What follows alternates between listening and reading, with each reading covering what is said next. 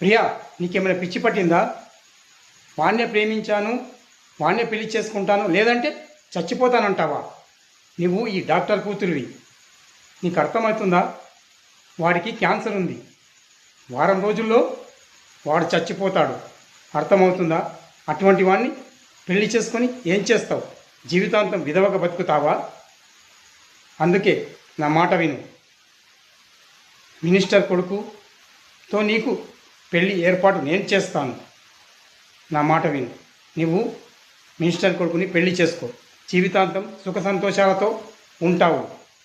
అర్థమయ్యిందా? వాడిని మర్చిపోయిక. వాడు ఎలాగో చచ్చిపోతాడు. మినిస్టర్ కొడుకుతో వారం రోజుల్లో పెళ్ళి నేను నిశ్చయం చేస్తాను. అదే పెళ్ళి నువ్వు చేసుకోవాలి, సుఖ సంతోషాలతో ఉండాలి. అర్థమయ్యిందా? ఇక నువ్వు సంతోషంగా